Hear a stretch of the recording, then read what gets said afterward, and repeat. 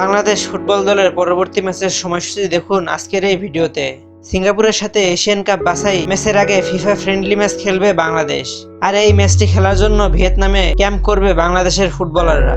বাংলাদেশের জন্য একটু খুশির খবর হচ্ছে, জুন মাসে বাংলাদেশের ফুটবলে যোগ দিতে পারেন বাংলাদেশি বংশোদ্ভূত যুক্তরাষ্ট্রের ফুটবলার রোমান সুলিভান ও ডিক্লাইন সুলিভান।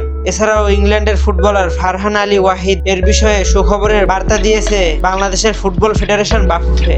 হামজা ও সমিত সোমের পরে বাংলাদেশের বংশোদ্ভূত সবথেকে ট্যালেন্টেড ফুটবলার ধরা হয় ফারহান আলী ওয়াহিদকে।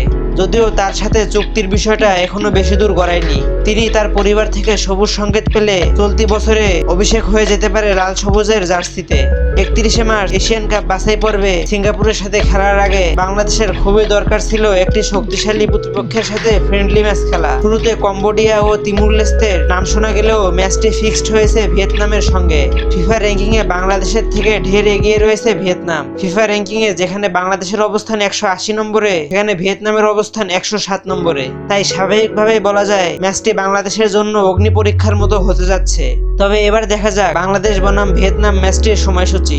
বাংলাদেশ বনাম ভিয়েতনামের মধ্যকার ম্যাচটি অনুষ্ঠিত হবে বাংলাদেশ সময় 26শে মার্চ। এই ম্যাচটার সময়সূচি এখনো নির্ধারিত হয়নি, তবে এই ম্যাচটি বাংলাদেশ সময়ে সন্ধ্যা 7টা থেকে সন্ধ্যা 8টার মধ্যে অনুষ্ঠিত হতে পারে। এবার দেখা যাক ভিয়েতনামের শেষ 5 ম্যাচের পরিসংখ্যান। ভিয়েতনাম তাদের শেষ 5 ম্যাচের মধ্যে 4টি ম্যাচ জিতেছে এবং 1টি ম্যাচ হেরেছে। ম্যাচগুলোর ফলাফল যেমন ছিল, প্রথমে ভিয়েতনাম লাওসকে 5-0 ব্যবধানে হারায়। দ্বিতীয়বার মালয়েশিয়ার বিপক্ষে 4-0 ব্যবধানে হারে ভিয়েতনাম। তৃতীয়বার নেপালকে 3-1 ব্যবধানে হারায় ভিয়েতনাম। চতুর্থ ম্যাচে নেপালকে 1-0 ব্যবধানে হারায় ভিয়েতনাম এবং শেষবার লাওসকে 2-0 ব্যবধানে হারায় ভিয়েতনাম। অপরদিকে বাংলাদেশ তাদের শেষ 5 ম্যাচের মধ্যে মাত্র 1টি ম্যাচ জিতেছে, 3টি ম্যাচ ড্র করেছে এবং 1টি ম্যাচ হেরেছে।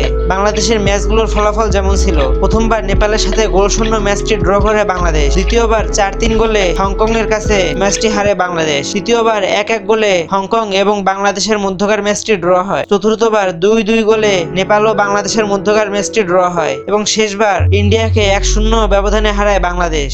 এই পরিসংখ্যান থেকে বোঝা যায় বাংলাদেশের থেকে ভিয়েতনাম কতটা শক্তিশালী দল। তবে এখন দেখার বিষয়, বাংলাদেশ কি এই শক্তিশালী প্রতিপক্ষের কাছ থেকে জয় ছিনিয়ে আনতে পারবে, নাকি বাংলাদেশের 18 কোটি দর্শককে হতাশ করবে।